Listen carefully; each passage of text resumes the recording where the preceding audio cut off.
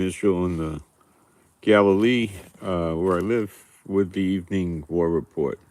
Biden is coming under criticism because of the soft approach to the large amount of attacks on American bases in Iraq and Syria.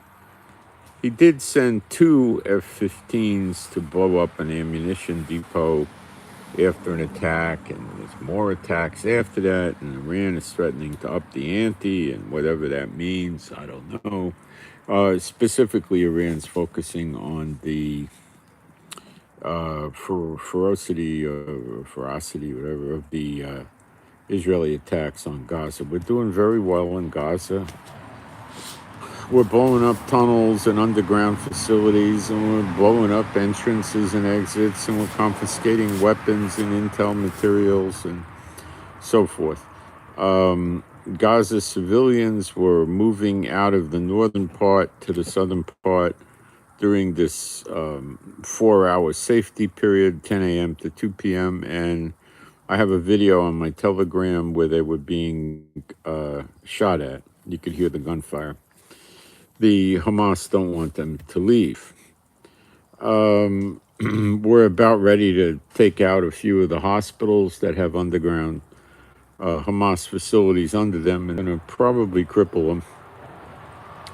The missiles coming out of Gaza are not what they were, but they're still, today there was more than the day before, let's put it that way. They did manage to get some up to Tel Aviv again, so they do have some more advanced rockets, and most were shot down, but there was some landings of missiles, and there were people with moderate injuries from shrapnel. The Houthis aren't being very successful at anything. The drone that did a hit on a school, nobody got hurt, any lot, was probably not launched by the Houthis. People are saying it came out of Iraq or Syria. Probably did. It's a long way to go from Yemen.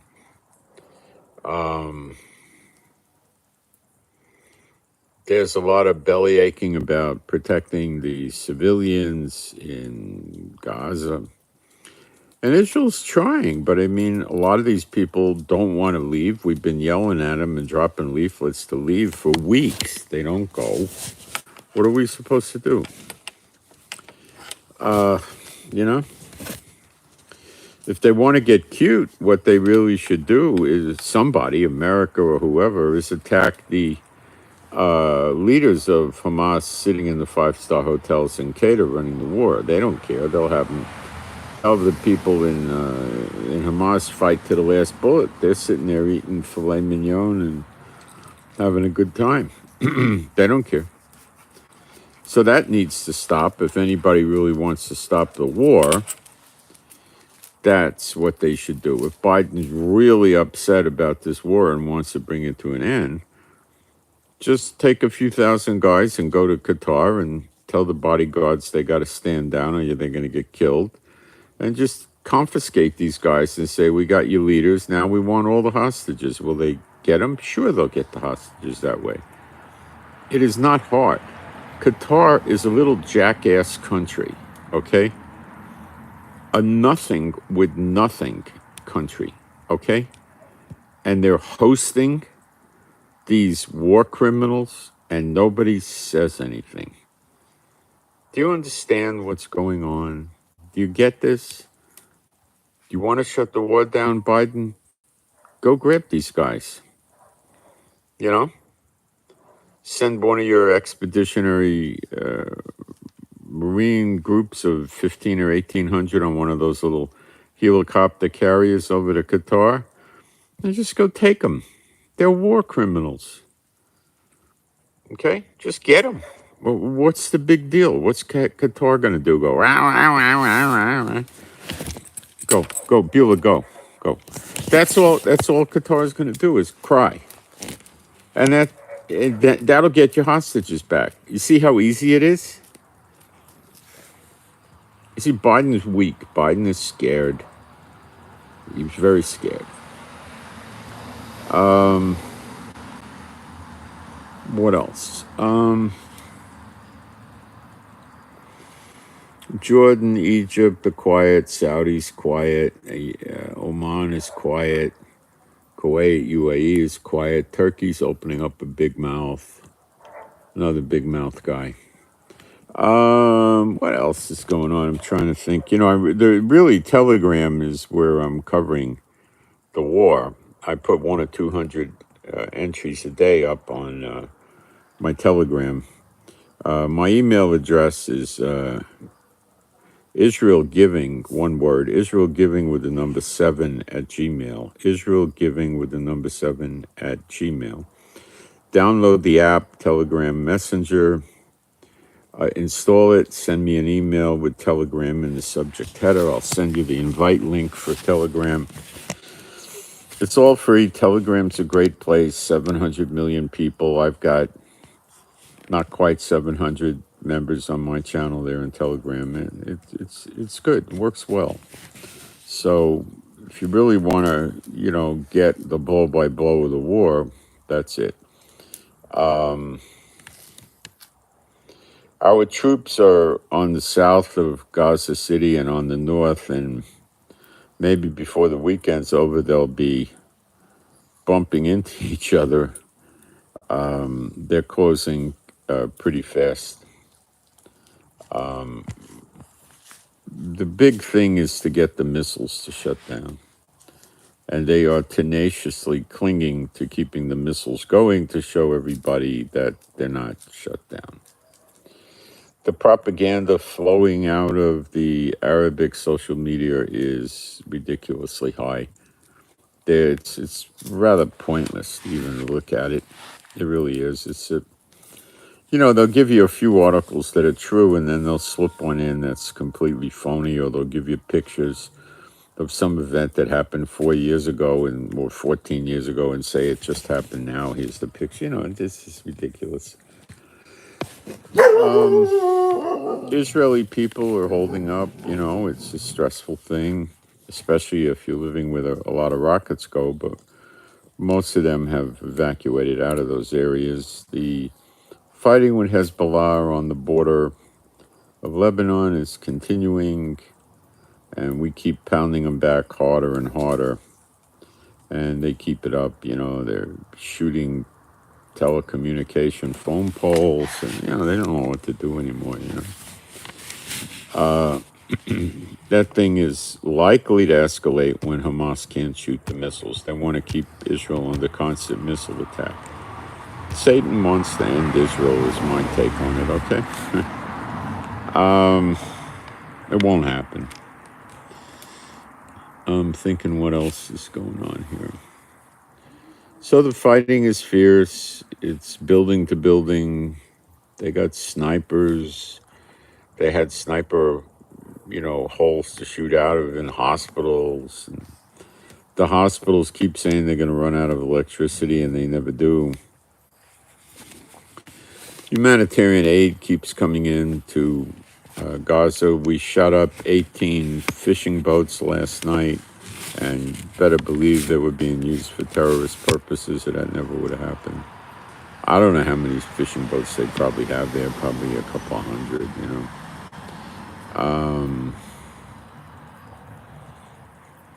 Nobody's starving, nobody's running out of medical equipment, and they got water, and, the internet goes out, it comes in, it comes back, it goes out, it comes back. It varies.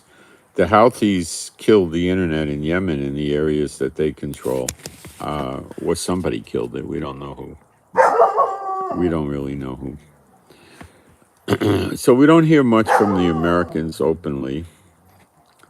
And their response to the attacks on the bases in Iraq and Syria is only going to spur these terrorist organizations on further to attack more and bigger attacks, because America isn't understanding that they've got to show military force and use it. If they just show military force, it doesn't impress these people.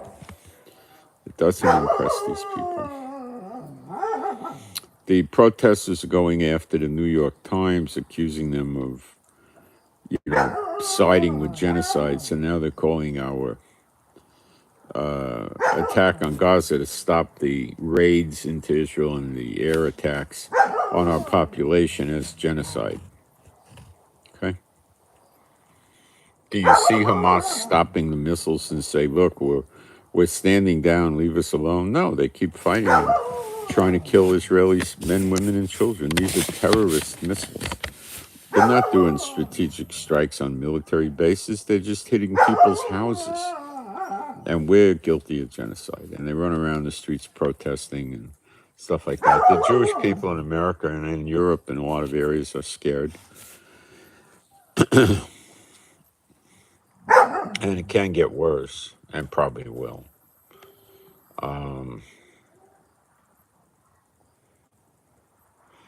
Biden keeps barking about two-state solutions, which is very suspicious comments to make under this environment, but he keeps making them. Blinken keeps telling Iran, we don't want to escalate, we don't want to escalate, and then somebody else in the government turns around, says if the attacks keep up, we're going to, fight back harder, and they don't. So until they fight back very hard, let me put it in perspective, 10 or 20 times harder than they are now, they're going to keep getting bases in Iraq and Syria attacked. You can count on it. You can count on it. It's not going to stop. It's only going to escalate. And they'll figure that out eventually, I suppose, and then decide what they want to do. But they got something like 54 warships in the theater of the Middle East, and they sent 2 F-15 planes to bomb a munitions warehouse in retaliation for numerous attacks, sometimes 4 a day on their bases. That's not the way you do it. You don't do it that way. That's what you do if you want to make it look like you're doing something and you're not really doing something. That will not stop attacks. If they sent, 6 teams of F-15s, 2 each, to run around and bomb all kinds of different targets all day long, that would make them regroup. Maybe, but so don't expect any of the base attacks in Iraq and Syria to subside. Expect them to expand. More intensity, more attacks, try to overrun a base if they can, take prisoners, and expect bases of America in different parts of the Middle East to be attacked. Because of Biden's stupid policies, that's why.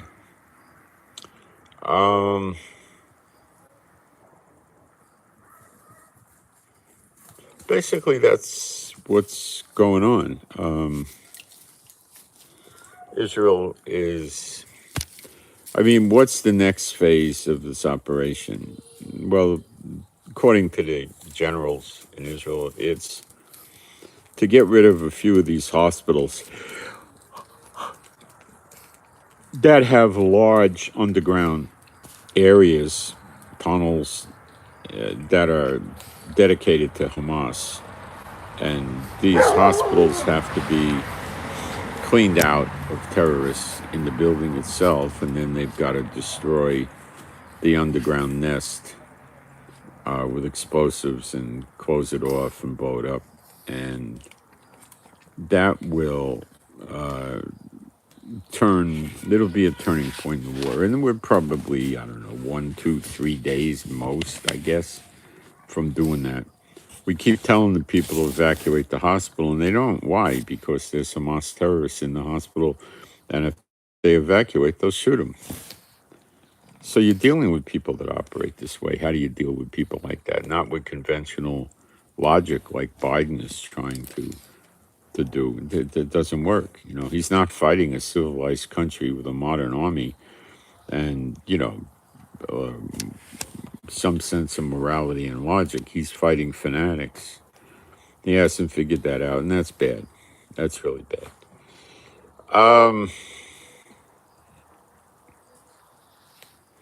That's what I got. So make sure you subscribe, because if stuff happens on the sudden, I'll be popping on with live stream updates, and you probably would like to get those. So make sure you subscribe, get the notification, click the notification bell so you'll get a notice.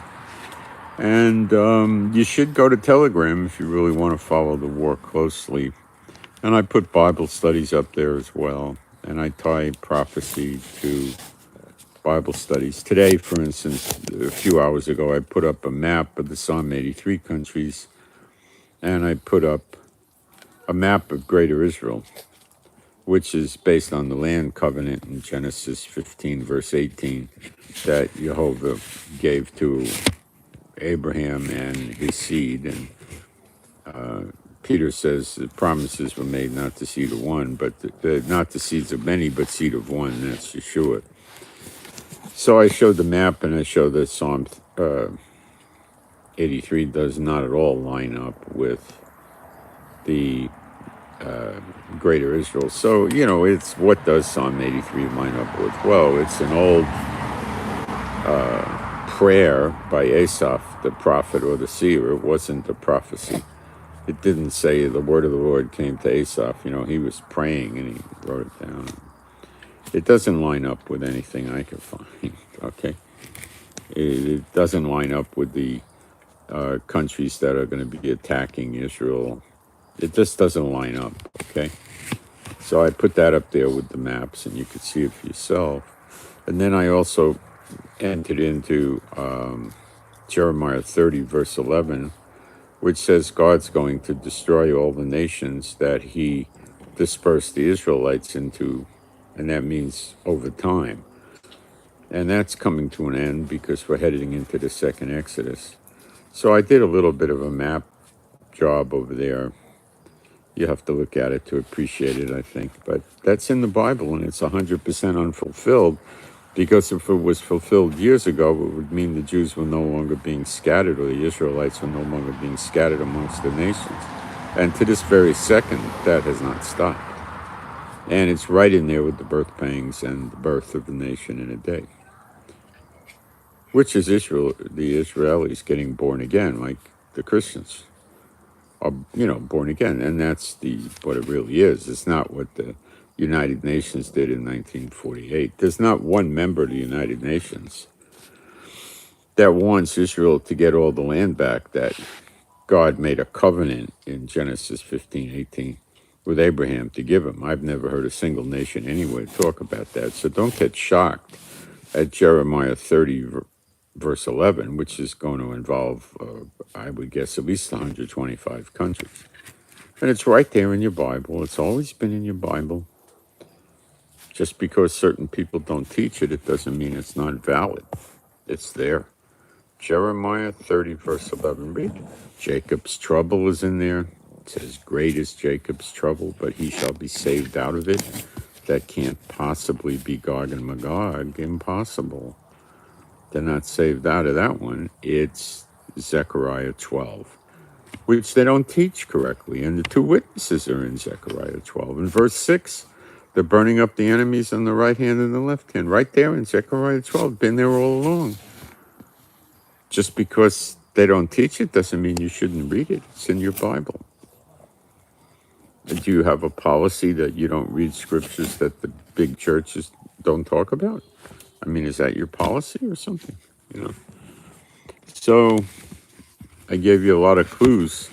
The next war coming up on Israel is Zechariah 12. You can go read about it. It's right there in your Bible. Read the whole chapter. Actually, read it into 13. Okay? And you see them seeing the Son of Man.